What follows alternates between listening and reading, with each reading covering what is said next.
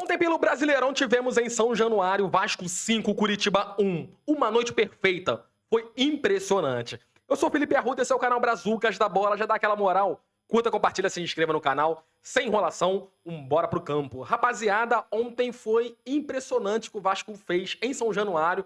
Mas rapidamente falando sobre os números do jogo.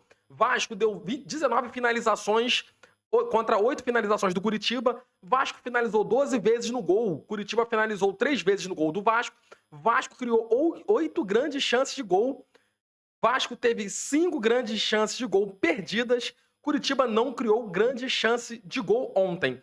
Dito isso, rapaziada, o que o Vasco jogou foi impressionante. O desempenho recente do Vasco tem sido impressionante, tem chamado muita atenção. Com 4 vitórias, 2 empates e 1 derrota nos últimos 7 jogos. A produção de gols do Vasco tá absurda, marcando 14 gols nos últimos 7 jogos, incluindo a vitória por 5-1 sobre o jogo de ontem contra o Curitiba. O treinador do Vasco, Ramon Dias, está construindo uma nova identidade para a equipe do Vasco. Ele conseguiu conectar os jogadores e chamar a torcida. Ele é o cara do novo Vasco. Hoje, o Vasco faz gol de construção de jogada. Quem diria, meus amigos? O Vasco fez gol ontem de construção de jogada. Um bonito gol, inclusive, o gol que o Paulinho Paula lançou. O Vegete saiu da área, o Rossi entrou na área, dominou, tocou no Paê. O Paê foi no fundo, tocou de novo pro Rossi. Chutou, bateu cruzado ali, né? Um cruzamento, um passe rasteiro forte, vamos assim dizer. E o Rossi cravou o búfalo da colina, né? E eu sou... Assim, o Vasco deu para ver ontem bastante construção de jogada, infiltração, movimentação, ultrapassagem, tudo isso aconteceu no jogo de ontem. E eu sou contrário, assim, o excesso de cruzamento que o Vasco faz. O Vasco é o time que mais cruza, ou é o primeiro ou é o segundo que mais cruza. Eu não gosto muito de bastante, assim, eu não gosto muito de cruzamentos. Essa é a palavra, eu não gosto muito de cruzamento. Porém, hoje o Vasco cruzando a bola na área tá diferente do que na época do Barbieri, que jogava a bola na área de qualquer jeito. Hoje não. Hoje o Vasco cruza a bola na área buscando sempre o Vegete, com uma movimentação, com uma consciência ali no cruzamento. Vê que é o cruzamento treinado, pelo menos dá essa impressão quando a gente tá vendo o jogo. E o Vasco demonstrou uma resiliência e capacidade de reagir positivamente. Mesmo estando na zona de rebaixamento, que é uma pressão absurda, o time que tá na zona de rebaixamento vai jogar, é muita pressão para sair dali. Ainda mais um time grande, time gigante, que a pressão é maior ainda do que um time comum, um time de menor expressão.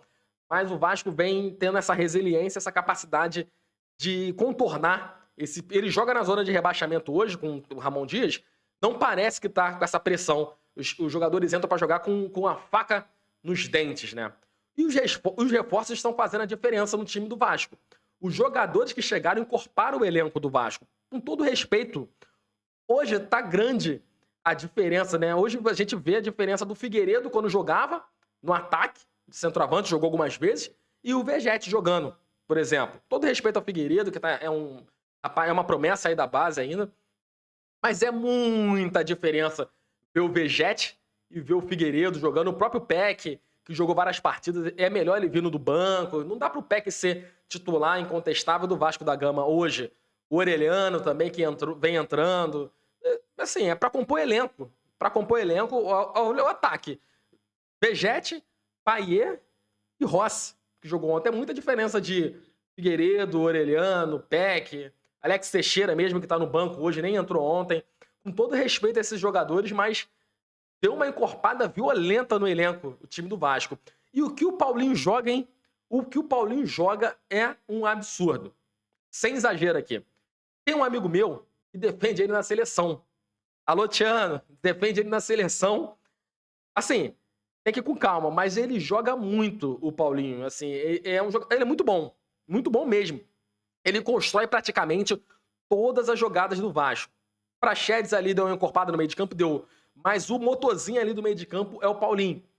Não cansa, marca bem, tem um bom passe, excelente qualidade técnica, faz lançamento, olha o jogo para um lado, olha o jogo para o outro.